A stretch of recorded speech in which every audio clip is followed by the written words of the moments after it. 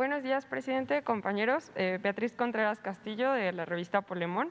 El día de ayer lo visitó el líder social Jean-Luc Mélenchon de Francia, y él y también el presidente Maduro hicieron unas declaraciones en las que coinciden, porque ambos piensan que usted no solo representa a México, sino a toda América Latina.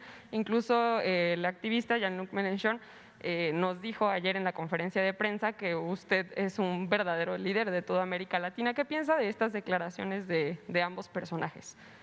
Pues que les agradezco mucho a los dos sus comentarios. Hay muy buenos dirigentes en América Latina, a personajes que yo veo con mucho respeto. Es el caso de Alberto Fernández, presidente de Argentina. Es una persona con convicciones, honesto, muy preparado, con oficio político, y ya dije, con convicciones, con dimensión social. El presidente de Bolivia, Luis Arce, de primera, fue el secretario de Finanzas de Evo Morales. Esto no lo sabe la gente porque los medios están controlados por el conservadurismo. No todos, ¿no? Pero la mayoría, sobre todo los medios electrónicos convencionales. Pero durante el tiempo que Evo fue presidente y Luis Arce el encargado de Hacienda, Bolivia fue el país con más crecimiento económico en América.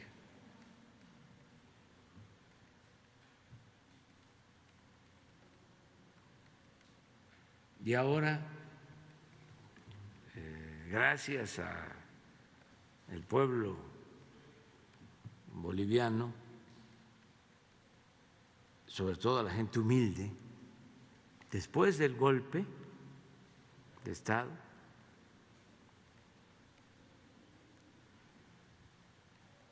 se celebraron elecciones y volvió a ganar el movimiento encabezado por Evo Morales, el MAS, y los que votaron porque continuara en el gobierno el mismo equipo, los que votaron por Luis Arce, fueron los más pobres, los indígenas. Fue un ejemplo, porque los conservadores siempre sostienen que el pueblo no agradece. Hay hasta dichos, ¿no? El que se mete a redentor termina crucificado.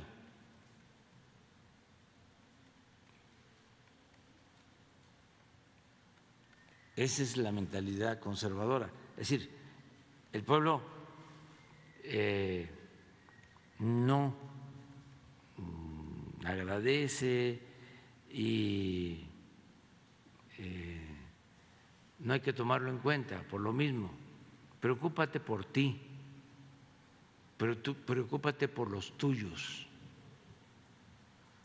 no te preocupes por los demás.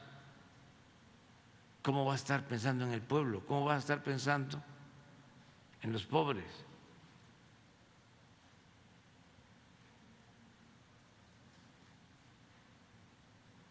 Además, dime con quién andas y te diré quién eres.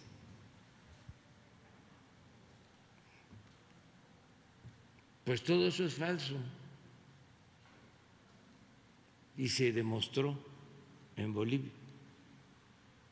Se dio el golpe, se evitó la violencia, se quedaron callados la mayoría de la gente humilde, de la gente pobre, de los indígenas.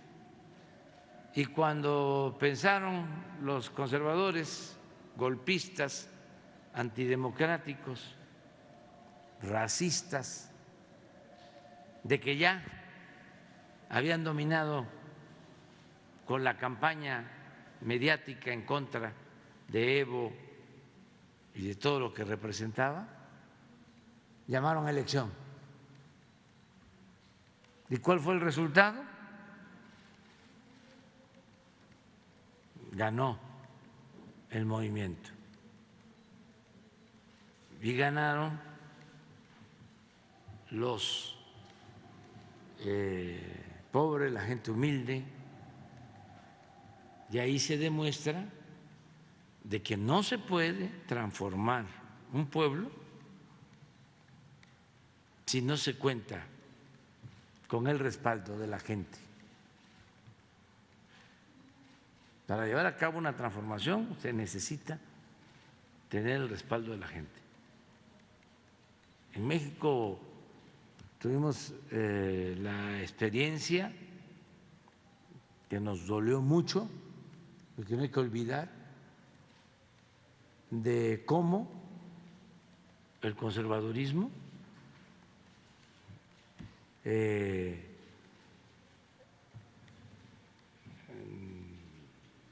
derrotó y asesinó al presidente Madero, derrotó al movimiento democrático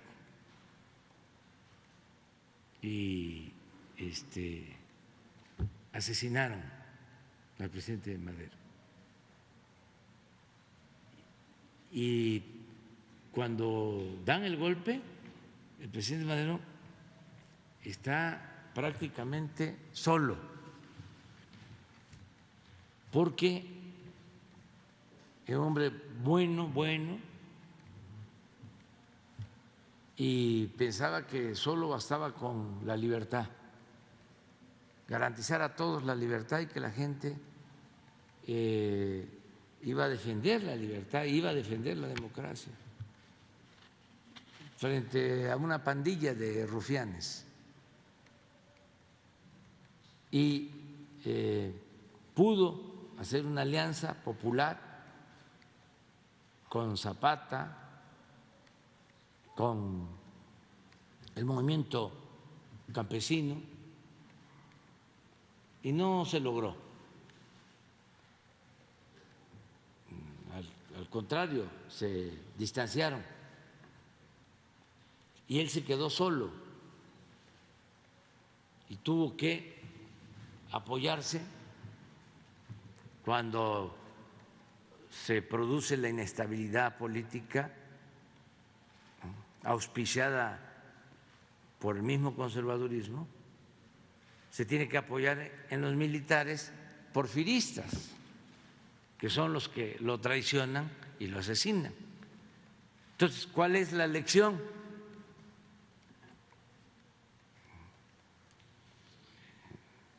Que nos dejaron esos acontecimientos lamentables, de que hay que apoyarse en el pueblo.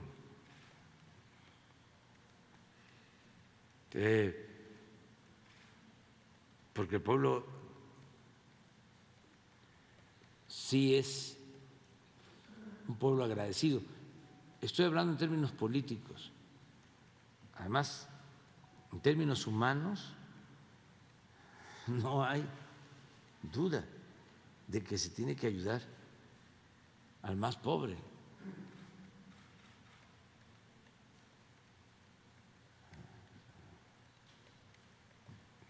nada humano nos debe ser ajeno. Eso está en la Biblia, está en el fundamento de todas las religiones.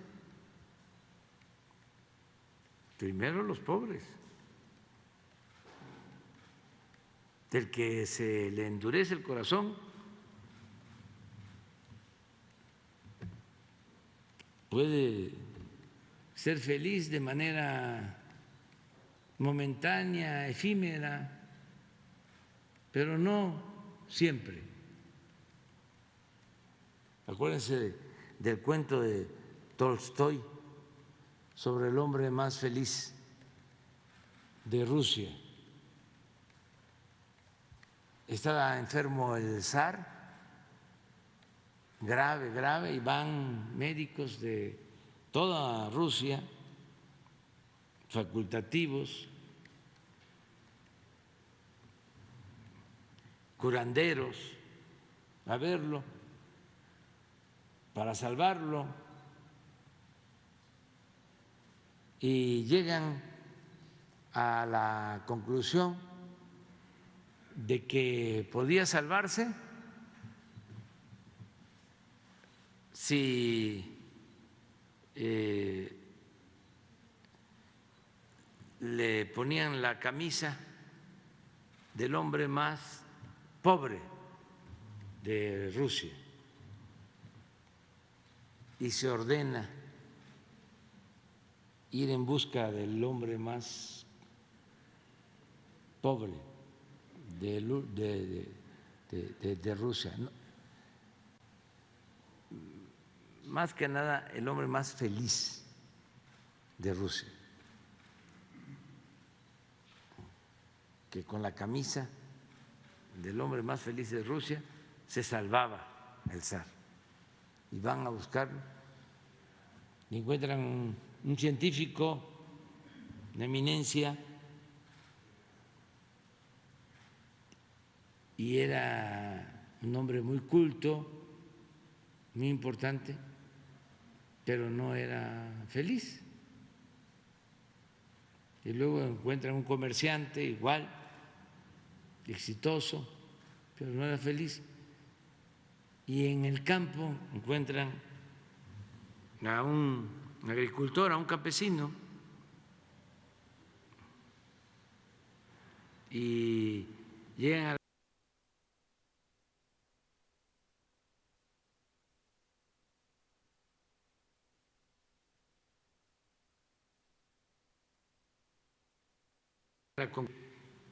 ese era el hombre más feliz. Ese era el hombre más feliz de Rusia. Y le preguntaron que por qué era feliz. Es porque estoy bien conmigo mismo, estoy bien con mi conciencia,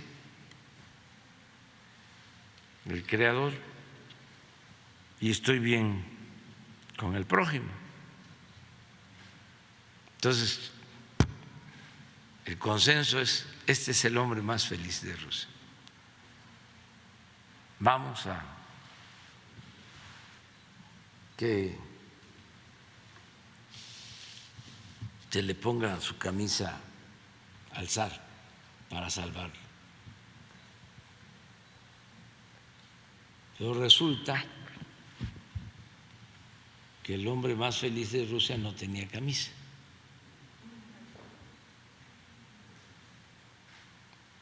O sea, ese es el cuento. La felicidad no necesariamente tiene que ver con lo material. Entonces, por eso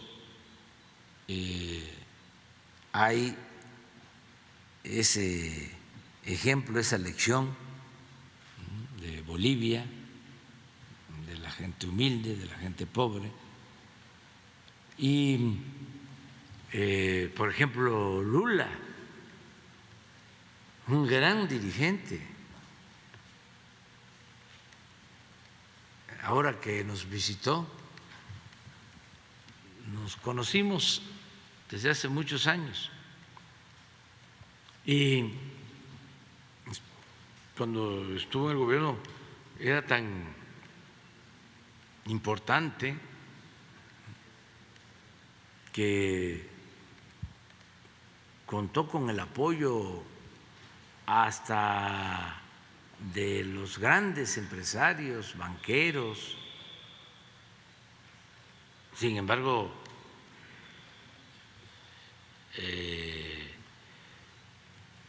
los conservadores querían destruirlo y lo encarcelaron injustamente, le inventaron delitos y lo quisieron destruir, estuvo en la cárcel y se elevó el conservadurismo. Al final se da a conocer que todo era falso. Ahora está en libertad, viene a visitarnos, platicamos.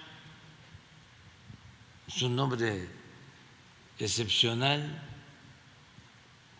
extraordinario, fraterno, además vigoroso. No tiene nada que ver lo de la edad, porque eso de ser joven o ser viejo tiene que ver más con el estado de ánimo de las personas. Entonces, es mayor, pero está lleno de entusiasmo, muy feliz, y yo lo veo muchísimo mejor que antes como dirigente. Es admirable. No debo de meterme pues a decir más cosas porque van a haber elecciones, pero es una opción, una alternativa, una bendición para ese país y ese pueblo hermano. Entonces, sí hay dirigentes muy buenos. Ahora que gana Petro en Colombia, también, imagínense, un hombre que fue amenazado de muerte y sale adelante enfrentando una situación muy difícil, porque nos quejamos del conservadurismo de México, pero eso es un asunto mundial. El pensamiento conservador está en todo el mundo y hay países en donde está más arraigado y es más rancio. No solo en América, en Europa. Los de nosotros son hasta progresistas en comparación con otros. Estamos viendo lo que está sucediendo en Europa, y es preocupante. Acabo de poner un mensaje porque surge un movimiento joven de mujeres, de hombres entusiastas, con deseos de cambio, muy inteligentes, el movimiento que se conoce como Podemos, y la reacción que viene de tiempo atrás. Los ponen en el banquillo de los acusados y empieza una campaña contra ellos infame, de desprestigio de todo el conservadurismo. Y es un conservadurismo extremista.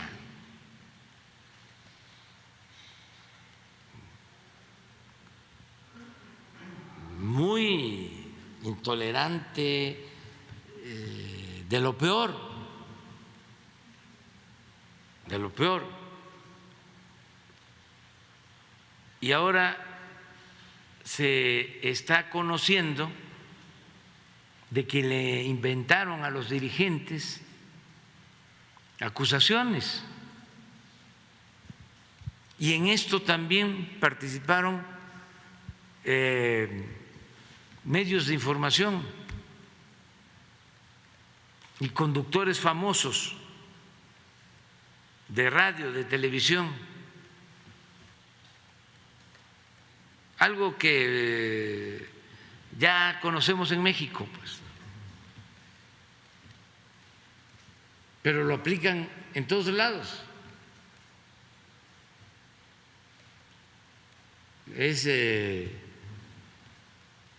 la calumnia como política de medios de comunicación, la máxima de que la calumnia cuando no mancha tizna, porque incluso uno de estos periodistas que contribuyó en el invento o en la fabricación de todos estos delitos a los dirigentes de Podemos dijo: es muy burdo esto, lo que voy a decir o lo que voy a transmitir, pero lo voy a hacer a sabiendas, pues, de que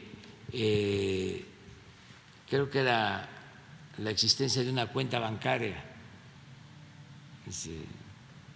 Esto no se sostiene, no tiene fortaleza, sin embargo, lo voy a lanzar. Entonces, en América hay ahora un despertar de conciencias en toda América y muy buenos dirigentes. Esto ayuda porque al mismo tiempo se están enfrentando calamidades como la pandemia, los efectos de la guerra y todas las crisis afectan más a la gente humilde, a la gente pobre, si los gobiernos están en manos de gobernantes o de autoridades sensibles, humanas. Los efectos nocivos de las crisis se pueden atemperar, no pueden ser tan severos. Por ejemplo, una inflación afecta a todos, desde luego, pero el que tiene más ingresos se defiende, no va a dejar de comer, pero un pobre, si hay carestía, si aumenta el precio de la tortilla, el precio del huevo, el precio del pollo, deja de comer o come menos, o come lo mismo pero no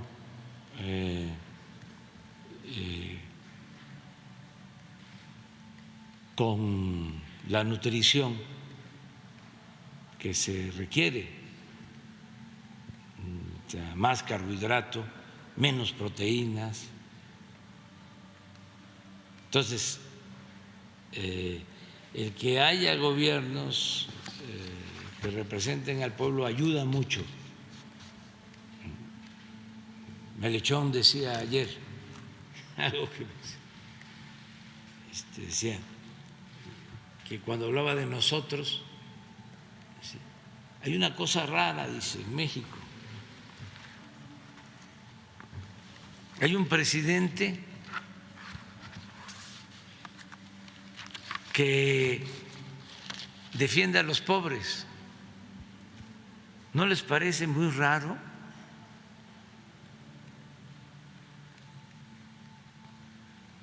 Porque los presidentes se ocupan de defender a los potentados.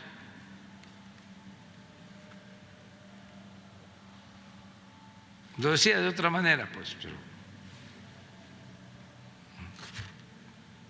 hay que defender a los pobres por el bien de todos. Cuando usamos eso como campaña, como lema de campaña, esa frase se malinterpretó, pero es por el bien de todos, primero los pobres. ¿Qué significa esto? ¿Qué es el bien de todos? Bueno, si atendemos a los pobres, vamos a estar más tranquilos, vamos a poder vivir libres de miedos, de temores, pero lo más importante, vamos a estar muy bien con nuestra conciencia, nos vamos a sentir muy felices.